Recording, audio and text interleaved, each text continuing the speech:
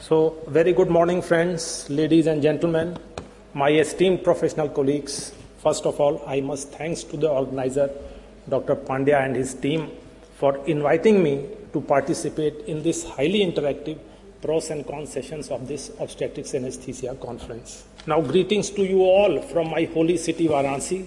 This is the very famous Vishnath temple located within the campus of Banaras Hindu University. So, my topic of discussion is clonidine, a boon in the practice of modern obstetrics anesthesia. As we all know very well, that obstetric analgesia is now rapidly becoming a highly progressive super specialty of anesthesiology, as more and more parturients are now requesting and consenting for painless delivery just to get rid of unnecessary pain and suffering associated with the labor and to make the entire process of attaining motherhood a comfortable and joyful experience. And the maternal request offers sufficient justification for pain relief in labor. Now, to achieve this particular aim, trials of various drugs, their permutations and combinations are going on incessantly so that we can achieve maximum sensory blockade with minimal motor interference, so that bearing down sensation is preserved, which is essential for excellent fetal outcome with maximum pain relief. Now, clonidine, which was previously used in that search, in that quest, clonidine, which was previously used in obstetrics as an antihypertensive agent because of its selective partial alpha-2 adrenergic agonistic action. Its usefulness in providing obstetric analgesia is relatively a newer innovation. Ropivacaine is another recently introduced local anesthetic agent, very quickly outsmarted bupivacaine because of its similar analgesic potency, less cardiotoxicity, and less motor blockade, and less propensity to cardiotoxicity. When used in solo, higher doses of both the drugs are needed to achieve the effective analgesia. Now, higher doses means higher chances of complications and more side effects. When used in combination in lower doses, this combination of ropivacaine and clonidine in lower doses yielded marvelous results both in terms of labor pain relief as well as maternal satisfaction scoring. Ambulatory analgesia. Now, ambulation during labor is very much associated with the rapid progression and better establishment of active labor process. Good expulsive efforts means good fetal outcome. Now, again, the combination of clonidine and ropivacaine in suitable doses has offered maximum maternal satisfaction than any other combination. Now, a few words about this wonderful drug, clonidine. As we all know, it is an imidazoline derivative, preservative-free 1 ml ampule contains 150 microgram of clonidine. It is an ideal neuraxial adjuvant, enhance the action of local anesthetic agent.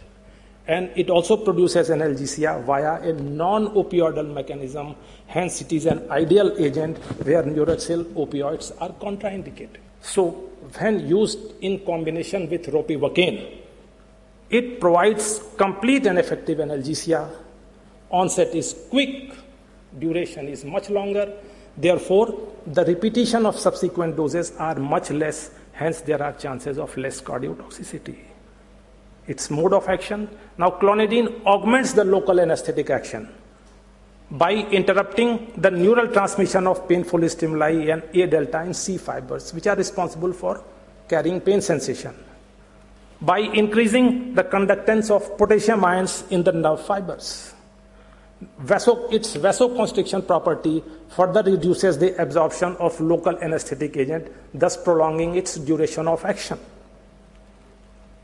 Being a lipid-soluble agent, it very quickly crosses the blood-brain barrier and reaches the hypothalamus and medulla. There it stimulates the inhibitory alpha-2 adrenoceptors to reduce neural transmission in the spinal neurons.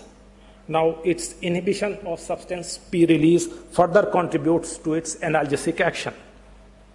Now, dosage and administration, which are being used commonly for spinal anesthesia, 4 ml, 0.75% ropivacaine ampule is available.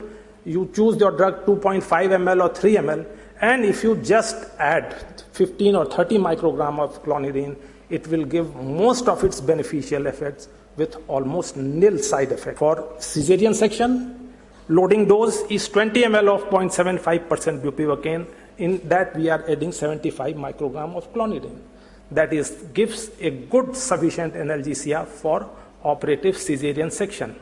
After C-section, for post-operative analgesia, as catheter is in situ, for post-operative analgesia, we are using 8 ml 0.25% bupivacaine, in which 50 microgram of clonidine is added. For painless delivery, the loading dose is 10 ml 0.2% ropivacaine with 75 microgram clonidine. And for the maintenance, if we are giving infusion of 0.1% ropivacaine plus 1.5 microgram per ml clonidine at the rate of 5 ml per hour. Now, side effects. Now, as we know that no drug is free from side effects, so is this with clonidine.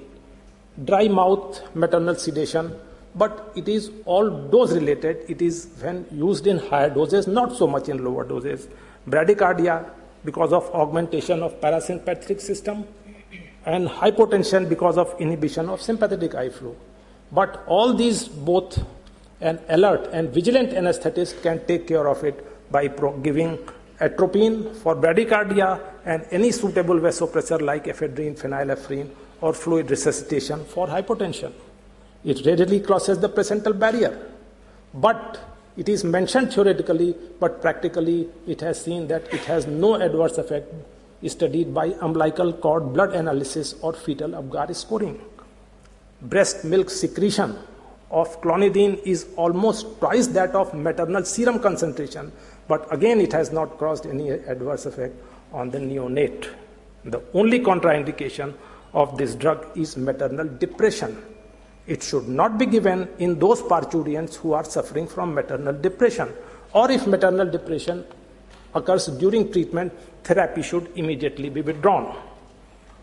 So, on the basis of all these facts and figures, we can safely conclude that due to the high maternal satisfaction scoring, clonidine also helps to educate the expectant mothers about the beneficial effects of regional epidural anesthesia, thereby removing the false notion associated with the labor pain and other misinterpretation of regional anesthesia, which are very much prevalent in our Indian society. Thank you so much.